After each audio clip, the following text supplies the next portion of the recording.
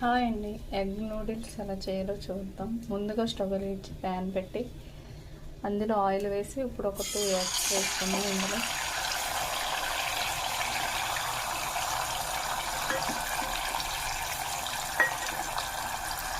ఇప్పుడు ఈ ఎగ్స్ని బాగా ఫ్రై అవుతుంది. అలాగే నూడిల్స్ ఉడకబెట్టి పక్కన పెట్టుకోవాలి. అలాగే నూడిల్స్లోకి ఆనియన్స్, పొటాటోస్, టమాటోస్, అలాగే క్యారెట్, పచ్చిమిర్చి కట్ చేసి పక్కన పెట్టుకోండి.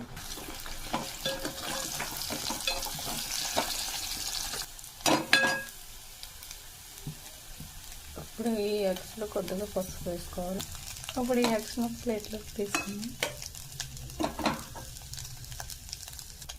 ఇప్పుడు ఇందులో ఆయిల్ వేసి కట్ చేసుకున్న వెజిటేబుల్స్ వేసుకోవాలి.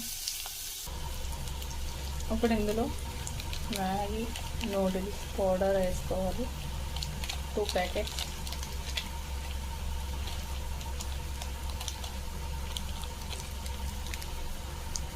ఇప్పుడు ఇందులో ఇందాక మనం వేయించి పక్కన పెట్టుకున్న ఎగ్ కూడా వేసుకోవాలండి.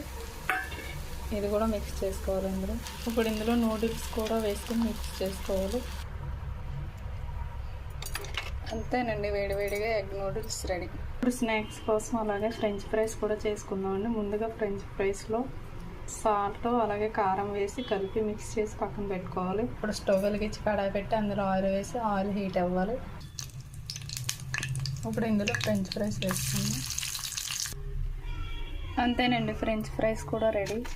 టమాటో సాస్లో పెట్టుకుని తింటే చాలా బాగుంటాయి.